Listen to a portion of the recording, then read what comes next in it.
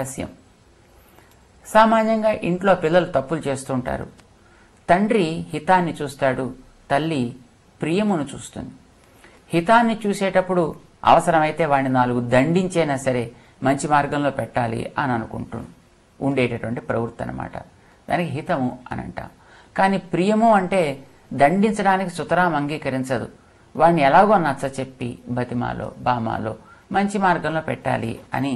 ఒకవేళ ఏదైనా కొంచెం వాడు కాస్త కూస్తో చేసినా సరే చూడకుండా వదిలేద్దాం అని అనిపించేటువంటి ప్రవృత్తి. నాన్న ఇంట్లో పిల్లవాడిని అవసరమైతే శిక్షించాలి అనుకుంటాడు, మంచి మార్గంలో పెట్టాలని ఆలోచిస్తాడు. కానీ అమ్మ శిక్ష పడకుండా పిల్లవాడికి నచ్చినట్టేదో అది చేసి వాడు మంచి మార్గంలో ఉండాలని కోరుకుంటుంది. మొత్తానికి ప్రేమ హితము అనే ఇవి రెండూ కూడా వ్యక్తి బాగు కోరేవే అయినప్పటికీ ఒకటి వాడికి నచ్చేట్టు, ఒకటికి వాడికి కష్టం ఇచ్చేట్టు ఇలా ఉంటాయన్నమాట. హితానికి తండ్రి ప్రతీక, ప్రియానికి తల్లి ప్రతీక అంటారు. ఒక దృష్టాంతం చూద్దాం. ఇంట్లో పిల్లవాడు ఏదో తప్పు చేశాడు, నాన్న కోపం వచ్చింది, పిల్లవాడిని కేకలు వేశాడు. పిల్లవాడికి వెంటనే నాన్న మీద కోపం వస్తుంది. నాన్న నువ్వు కేకలు వేస్తాడా అంటూను.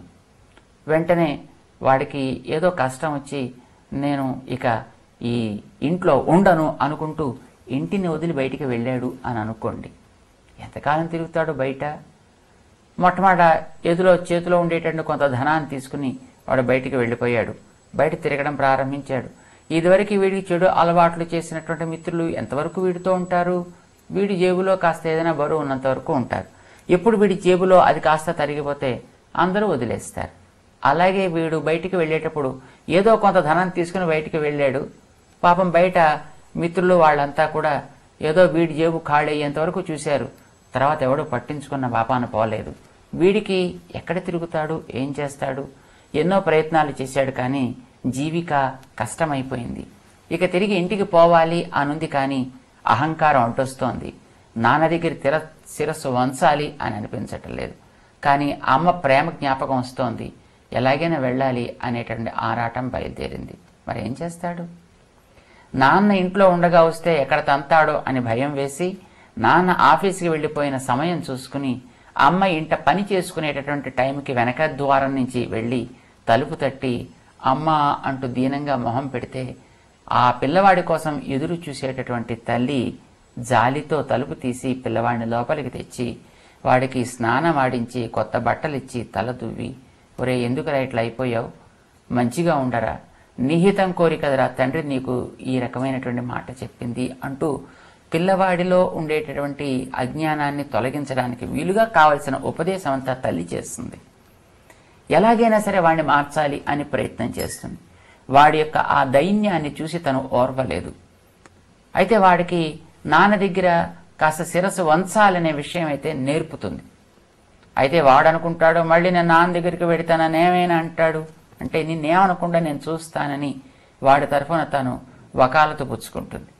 నాన్న ఏమైనా అంటే ఏమైనా అన్నా సరే నువ్వు అసలు దాని దృష్టి పెట్టకు, నీకు ఆ మాట వినిపించలేదనుకో, ఎవడినో అన్నాడనుకో, పట్టించుకోకు, నేను చేసి పెడతాను కదా నీకు కావలసినవన్నీ అంటూ మెల్లగా పిల్లవాడిని ఒప్పించి ఆ పిల్లవాడు కాస్త చక్కగా భోజనం చేసి బట్టలు కట్టుకున్నట్టుగా తీర్చిదిద్ది తండ్రి ఏ సాయంకాలం వేళ ఇంటికి వచ్చిన తర్వాత బాగా రోజు కంటే ఎక్కువగా ఆయన ఎందు ప్రేమ చూపించి ఆదరించి ఆయనకి కాస్త మానసికమైనటువంటి ఉల్లాసం కలిగేటట్టుగా తను చేసి ఆ తర్వాత పిల్లవాడిని గురించి ఆరా తీయడం ఆరంభిస్తుంది. పిల్లవాడు ఇంట్లోనే ఉన్నాడు, కానీ నాన్నగారికి ఆ విషయం తెలియదు కదా. పిల్లవాడి గురించి ఆరా తీస్తే పాపం వాడికి తండ్రి కనుక మనసులో ప్రేమ ఉంటుంది. అయ్యో నేను ఎదురు చూస్తున్నానోయ్ అంటాడు ఆయన. ఎక్కడ చూస్తున్నారు అంటే బాబా ఆయన చెప్తాడు, నేను ఇగో ఇక్కడ వెతికాను అక్కడ వెతికా, వీళ్ళకి చెప్పా వాళ్ళకి చెప్పా, ఎక్కడికి వెళ్ళాడో మనవాడిని తెలియటం లేదు. ఒకవేళ మీరు ఇంటికి వస్తే తిడతారేమో కొడతారేమో అని భయంతోటో బాధతోటో పాపం రావట్లేదేమోనండి అన్నట్టుగా ఆయన మెల్లిగా మనస్సుని కొంచెం ప్రిపేర్ చేయడం ప్రారంభిస్తుంది. నేను మాత్రం వాడిని కాపాడనా, నాకు మాత్రం వాడు పిల్లవాడు కదా, బాగుండాలని కదా నేను కోరుకునేది, వాడి హితాన్ని కోరి కదా వాడిని దండించింది, మంచిగా ఉండమని కదా నేను చెప్పింది, వాడు అలా ఉంటా అన్నప్పుడు నాకెందుకు అభ్యంతరం కనుక ఎందుకు వాడిని అంగీకరించను అని ఈయన చేత 1కి 4 సార్లు అనిపించి తండ్రికి మెల్లిగా వెనకాతలే ఉండేటంటే గదిలో ఉండే పిల్లవాడిని రమ్మని పిలుస్తుంది. మెల్లగా వస్తాడు పిల్లవాడు మొహం కిందకి వేసుకుని. కాళ్ళ మీద పడమని ముందే చెప్పింది. వచ్చాడు, కాళ్ళ మీద పడ్డాడు. పిల్లవాడు ఎదుట లేనంత వరకు తండ్రి మాటలాడినా ఎదురుకుండా కనిపించేటప్పటికి మళ్ళీ తండ్రి కోపం వస్తుంది. వచ్చావా మళ్ళీ నువ్వు అంటూ ఆయన తీవ్ర రూపాన్ని, ఉగ్ర రూపాన్ని ధరిస్తాడు. తల్లి మళ్ళీ ఏదో నచ్చ చెప్పి మంచి మాటలాడి, ఇందాకనే కదా నాకు వాగ్దానం చేసావయ్యా అంటూ అతన్ని తనకుండేటటువంటి జాలి చేత కోపాన్ని తగ్గింపచేసి తిరిగి పిల్లవాడిని ఏదో రకంగా తండ్రి అంగీకరించి పిల్లవాడి కోరిక ముచ్చట తీర్చేట్టుగా తయారు చేస్తుంది. అంటే తల్లి మొట్టమొదట ఏకాంతంగా ఉంటూ పిల్లవాడిని దరికి చేర్చుకుని వాడికి చెప్పాల్సిన 4 మాటలు చెబుతుంది. ఆ తర్వాత స్వామి దగ్గర తను చేరి ఉండి పిల్లవాడిని జాగ్రత్తగా రమ్మని వాడికి కావలసినటువంటి హితాన్ని చెప్పించి బాగు చేసే ప్రయత్నం చేస్తుంది. వాడు బాగుపడదలుచుకుంటే వాడు బాగుపడతాడు. లేదు అంటే అప్పుడు తల్లే తానే వాడిని సంహరింపజేస్తుంది, లేకపోతే వాడిని దండించేట్టుగా చేస్తుంది నాన్న చేత. లంకానగరానికి రామచంద్రుడు వెళ్లాల్సిన అవసరం సీతమ్మ వల్ల కదా ఏర్పడింది. సీతమ్మ ముందే తాను అక్కడికి నడిచి వెళ్ళిపోయింది. అయితే ఎందుకు వెళ్ళింది? చెడిపోయిన పిల్లవాడు రావణాసురుడు, వాడికి నచ్చ చెప్పాలి. నచ్చ చెప్పాలంటే రాముడు ప్రక్కనుండగా వచ్చి వాడు చెప్పించుకునే స్థితి లేనే లేదు. చేత రాముడు లేని ఏకాంత సమయం ఏదైనా చూసి వాడికి, నాయన ఇది మంచిది, ఇది చెడు, ఇలా ఉండు, ఇలా తగదు, ఈ విషయం చెప్పాల్సింది. ఆ విషయం చెప్పాలంటే తాను ఒంటరిగా తానేనా వెళ్ళాలి, వాడేనా రావాలి. కానీ అతను వచ్చే అవకాశం చాలదు, టైం లేదు కనుక తనే వెళ్ళాలి అని నిర్ణయం చేసుకుంది. అందుకే సీతమ్మ లేడి మాయది అని తెలిసిన బంగారపు చుక్కలు దాని మీద ఉండవు, అయితే బంగారు చర్మం మీద నల్లటి చుక్కలు ఉండడం అనేది సంభావితం కాదు అని తనకి తెలిసినప్పటికీ కూడా వాదించి వాదించి రావణాసుడి వెంట తను బయలుదేరుతుంది. కారణం ఇక్కడ ఎక్కువసేపు ఉండి తను చేసే ఉపదేశాలు వినే అవకాశం రావణాసుడికి లేదు కనుక వాడి దగ్గరికే పోయి అక్కడే వాడికి చెప్పాల్సిన 4 ముక్కలు గట్టిగా చెబితే, ఒకరోజు కాకపోతే 2 రోజులు వాడికి కనుక చెప్పగలిగినట్టయితే చక్కగా వాడికి మనస్సు మారి మంచివాడి లోకానికి ఉపకారకుడవుతాడు. ఇది తల్లి యొక్క కాంక్ష. అందుకే తను రావణాసురుడితోటి వెళ్ళింది. రావణాసురుడు బలవంతంగా తీసుకుపోయాడు అంటారు. పాపం తెలియనటువంటి వారు ఆడేటండి మాట.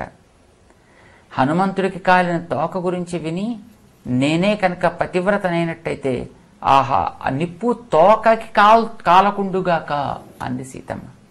నిప్పు నారిపోమని చెప్పలే, కానీ హనుమంతుడికి నిప్పు కాలగుండు కాక. మరి అగ్ని ఆ రకంగా చల్లారిపోయింది. హనుమంతుడి విషయంలో ఊర్లో వారి కోసం బ్రహ్మాండంగా మండింది, కానీ హనుమంతుడికి ఏం కాల్చలేదే.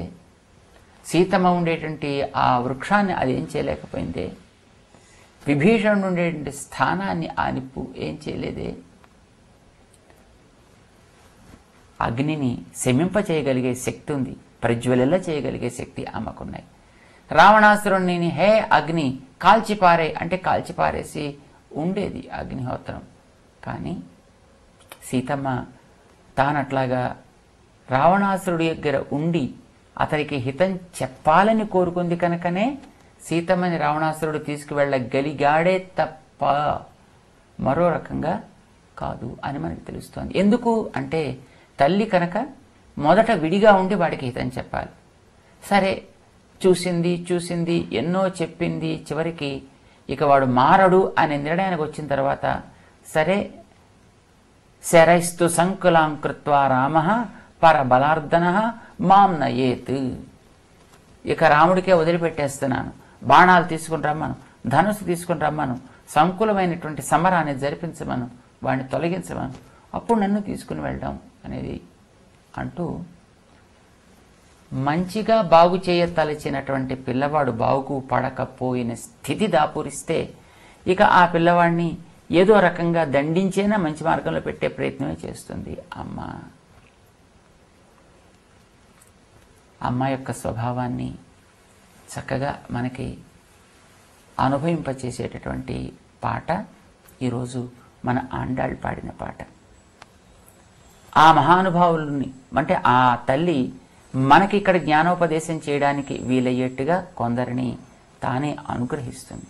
అలా తల్లి అనుగ్రహించిన వ్యక్తులే మన ఆచార్యులు, భగవద్జ్ఞానాన్ని మనకి వర్షించినటువంటి ఆళ్వార్లు అనేటువంటి మహానుభావులు కూడా అన్నమాట. అంటే భగవంతుడి దయని, తల్లి యొక్క కృపని మన దగ్గరికి తెచ్చి మనకి ఏ స్థితిలో మనం అర్థం చేసుకోగలమో అట్లా వాళ్ళు అందిస్తారు. మనం కేవలం హాయిగా పాటలు పాడుకునే అలవాటు ఉంటే పాటలుగా అందిస్తారు. బుద్ధిని వినియోగించేటటువంటి శక్తి మనకుంటే బుద్ధిని వినియోగించడానికి అవసరమైనటువంటి శాస్త్రాలుగా మనకిస్తారన్నమాట. మొత్తానికి మనకి అమ్మ యొక్క స్వభావాన్ని, భగవంతుడికి ఉండేటటువంటి దయని, మనల్ని రక్షించేటటువంటి ఆయన యొక్క ప్రవృత్తిని మనకి వివరిస్తూ తద్వారా సన్మార్గాన్ని ప్రదర్శిస్తారు. భగవంతుడి దగ్గరికి చేరేటటువంటి కృపని ప్రసాదిస్తారు కూడా. ఈరోజు మన ఆండాళ్ తల్లి అట్లా కేవలము అమ్మనొక్కర్తినే మేల్కొల్పుతూ మమ్మల్ని అనుగ్రహించడం నీ ప్రవృత్తి కదా తల్లి, నీవు మమ్మల్ని వెంటనే కరుణించు అంటూ 18వ పాటలో అమ్మ లేపుతుంది.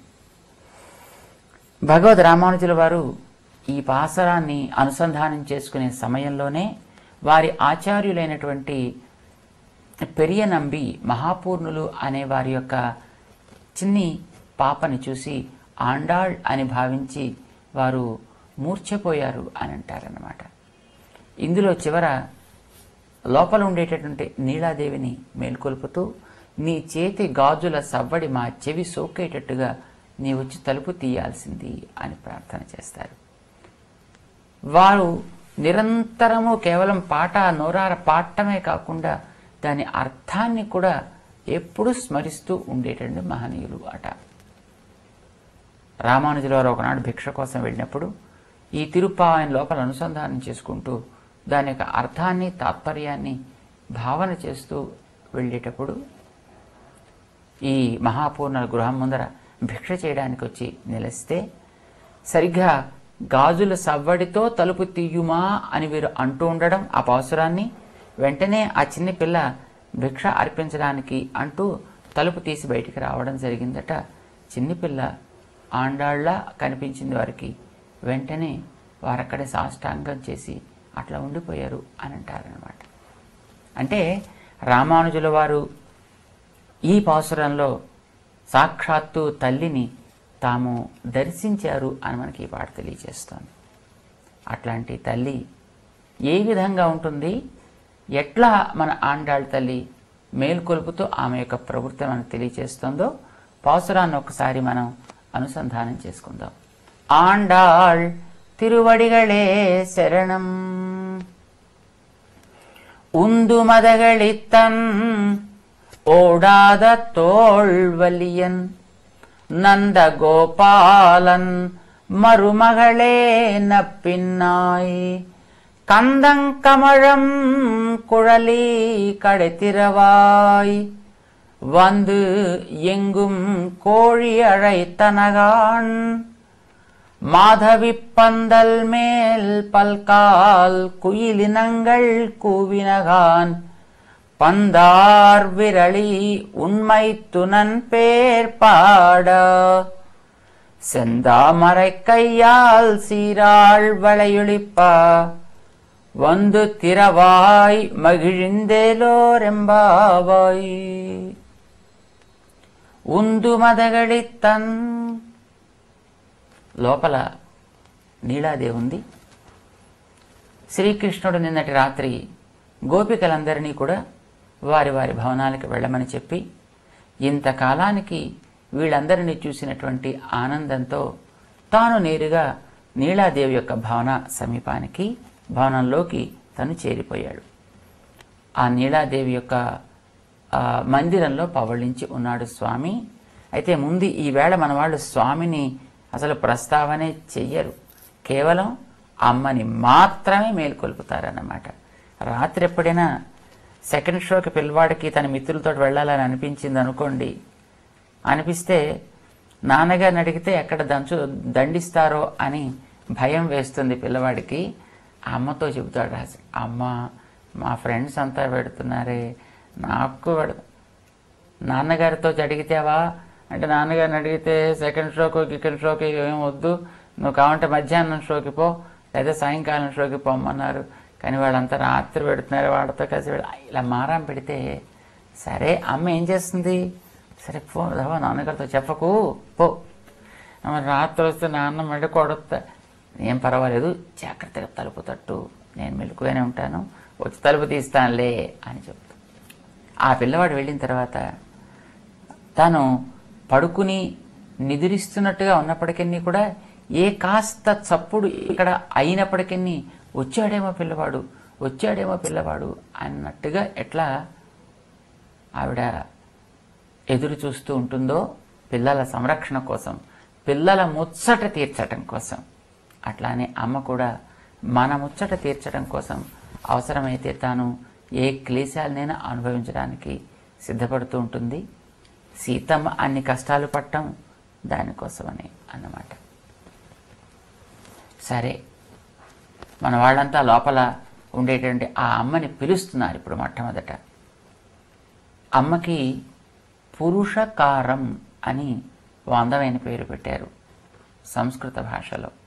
ఏమిటి అర్థం అంటే పురుషునిగా తీర్చిదిద్దునది అని అర్థం.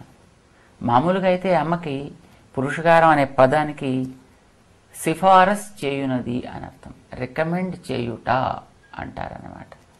అయితే ఈ రికమెండ్ అనేటటువంటి దాన్ని మన ఇంగ్లీష్లో చెప్తే మనకు అంత పెద్దగా తెలియదు, కానీ పురుషకారం అనే పదాన్ని మనం జాగ్రత్తగా అర్థం చేసుకోగలిగితే అమ్మ ఎంతో గొప్పదో మనకు తెలుస్తుంది. ఏం చేస్తుంది? పురుషకారం కదా, పురుషునిగా తయారు చేయునది. పురుషునిగా ఈవిడ తయారు చేయడం ఏమిటి, ఆయన పురుషుడు గాడా ఏమిటి అని మనకి సందేహం కావచ్చు. కానీ పురుష అనే పదానికి అర్థం మనకి తెలియాలి. పురు అంటే చాలా, షా ఇచ్చునది ఇప్పించునది అని అర్థం. పురుషనోతి ఇది పురుష అని అంటారు. అంటే అధికముగా భగవంతుడు ఇచ్చేట్టు ఈవిడ చేస్తుంది. ఆయనని ఇవ్వాలి అని అనుకుంటే నువ్వు ఇన్ని మంచి పనులు చేసావు, ఏ మంచి పనికి నీకు ఎంత లాభం కలగాలి అంటూ ఒక్కొక్కటి లెక్క పెడతాడు. మంచి పనులుంటే సరే మార్కులు వేస్తాడు, చెడ్డ పనులుంటే ఉన్న మార్కులను తీసేస్తుంటాడు. కనుక భగవంతుడు మనకి తన దయతోటి అనుగ్రహించడం అని అంటే చాలా కష్టం. అందుకే ఆయన ద్వారా కాదు, మనం అమ్మ ద్వారా మనం వెళ్ళాలన్నమాట. అమ్మవారిని పట్టుకుంటే అయ్యవారు చెప్పినట్టుగా వినక తప్పదు. ఆయన ఎంత పెద్ద ఆఫీసర్ అధికారి అయినా ఆయన హోదాలు తనకుండేటువంటి పవరు అన్నీ కూడా బయట వాళ్ళ దగ్గర, అంతేగాని తన వాళ్ళ మీద ప్రదర్శించడానికి కాదు అని మనకందరికీ తెలుసు. ఎంత గొప్పవాడని ఇంటికి రాగానే ఆవిడ చెప్పినట్టుగా your most humble husband servant అంటూనే పాపం ఎంతో గొప్పవాడని ఇంటి దగ్గర ఉండక తప్పదు. ఇట్లా ఆయనతోటి చెప్పి కావలసినవి చేయించే ఆమె మాటలతోటో అవసరమైతే తన అందాన్ని ప్రదర్శించో ఏదో రకంగా ఆయన మెత్తబడి పిల్లల్ని కరుణించేట్టుగా చేస్తుంది. ఇది తల్లి చేసేటువంటి పని. అధిక ప్రదుడుగా తీర్చిదిద్దునది భగవంతుణ్ణి. ఇది లక్ష్మీదేవి చేసేటువంటి పని. భగవంతుణ్ణి ఆ రకంగా గుర్తింపచేసేది కనుకనే ఆవిడకి లక్ష్మి అనేటిన పేరు. లక్ష్మ అంటే గుర్తు. భగవంతుణ్ణి ఇచ్చేవారిలో ఉత్తముడిగా గుర్తింపచేసే ఆమె కనుక ఆవిడ పేరు లక్ష్మి అని. మామూలుగా అయితే ఆవిడ క్షీరసాగర కన్యక కదా, కానీ ఆవిడ లక్ష్మి అని పేరు రావటానికి కారణం సంపదలను ఇప్పించేది కనుక అని. అసలు ఆవిడ చెబితే ఆవిడ కోసమనే భగవంతుడు ఈ సృష్టి కార్యాన్ని అంతటినీ కూడా చేస్తాడు అనేదే మన సిద్ధాంతం అన్నమాట. అందుకే ముందు ఈవేళ మన వాళ్ళు అమ్మని విడిగా వెళ్ళి సేవిస్తున్నారు. ఆవిడని పురుషకారంగా ముందు పెట్టుకుని స్వామిని ఆశ్రయించాలి అనేటటువంటి కోరిక చేత. అయితే ఆవిడ్ని పిలిచేటప్పుడు ఎట్లా పిలవాలి? ఆమెకు కూడా సంతోషం కలిగేటట్టు కదా పిలవాలి. ఆవిడ కూడా ఆనందించి తమ యొక్క అవసరాలు తీర్చేట్టుగా ఆవిడ్ని పిలవాలి. ఆవిడకి ఏమిటి ఆనందం అంటే తనని పిలిస్తే ఆవిడకి ఆనందం కాదు, తన యొక్క వంశాన్ని కీర్తిస్తే ఆవిడకి ఆనందం. తన వంశం నందగోపుడి కోడలు కదా ఇప్పుడు ఆమె. చేత నందగోపుని కోడలా అంటే ఆవిడకి చాలా సంతోషంగా ఉంటుందన్నమాట. నందగోపుడి గొప్పతనం చెప్పి అంత గొప్పవాని సంబంధం కలిగిన ఆమెవు నువ్వు అంటూ మన వాళ్ళు నీలాదేవిని పిలుస్తారు.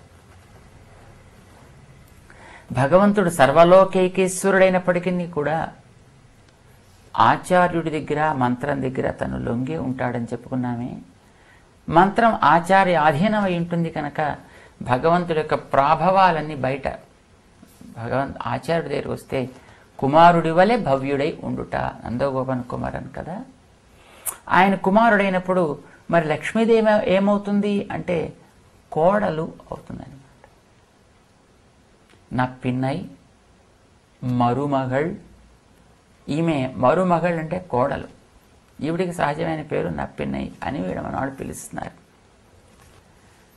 సరే, ఈవిడ అంత గొప్ప ఆవిడ, ఆయనకి కోడలు వలె ఉండేటటువంటి ఆమె కనుక నందగోప సంబంధం కలిగిన అతని యొక్క కోడలా. ఎవరికైనా మెట్టింటి వైభవమే కదా ఆనందాన్ని ఇచ్చేది. లంకానగరంలో హనుమంతుడు సీతమ్మను చూసి, ఎవరు నువ్వు, ఎందుకు ఇలా ఉన్నావు ఇక్కడ, నీ నేత్రాల నుంచి కారేటువంటి అశ్రువులకి తాత్పర్యం ఏమిటి తల్లి అని అడిగాడు. తనని పరిచయం చేసుకుంది సీత.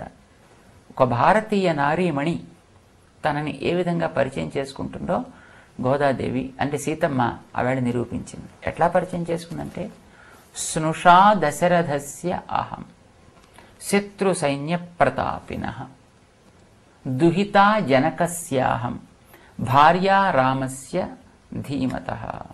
ఇలా తను పరిచయం చేసుకుంది.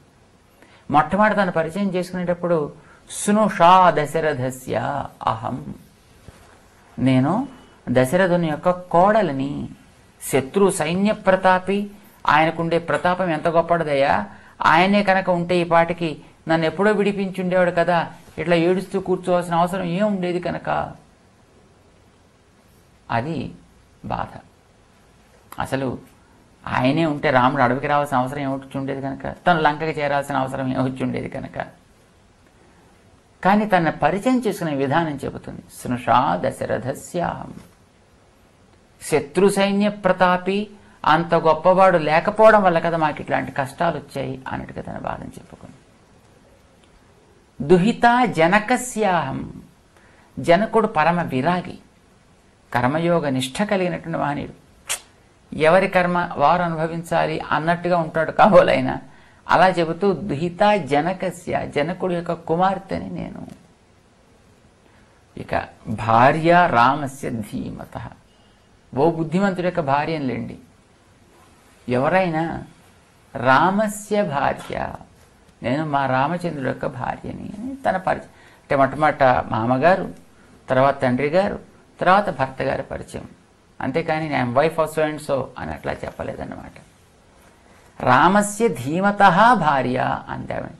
అంటే ఏం బుద్ధి, ఏదో నేను పొరపాటున ఒకటి అడిగితే దానికోసం నన్ను ఇంత కష్టపడేట్టుగా చేసేసి వదిలిపెట్టేసి ఊరుకున్నాడే అయినా. అయ్యయ్యో, ఇలా మొట్టమొదట ఒక స్త్రీ తనని పరిచయం చేసుకునేటప్పుడు మామగారి సంబంధంతో చేసుకుంటుంది అనేటటువంటిది నియమం. అది సహజంగా ఆనందదాయకం కనుక మన ఆండాళ్ళు కూడా మీ మామగారు ఎంతో గొప్పవారు అంటూ ప్రారంభించింది. ఉందు మదగళిత్తన్ ఓడాద తోల్ వలియన్. ఉందు మదగళిత్తన్, ఉందు మదము, స్రవించేటటువంటి కళిరు ఏనుగులు అనేకం కలిగినటువంటి వాడు ఈ నందగోపుడు, మీ మామగారు. ఆయన వైభవం చెప్తాను అన్నమాట. ఈయనకి ఆవులు ఉండడం మనకి తెలుసును, గొల్లవారు కనుక గేదెలు కూడా ఉండొచ్చును, వస్తే గొర్రెలు కూడా ఉంటే ఉండవచ్చునేమో. మరి ఏనుగులు ఎక్కడి నుంచి వచ్చాయి? నందగోపుడికి ఏనుగులు ఉన్నాయా అంటే ఉన్నాయి. ఎలా వచ్చాయంటే వసుదేవుడికి నందగోపుడికి సఖ్యత ఉంది.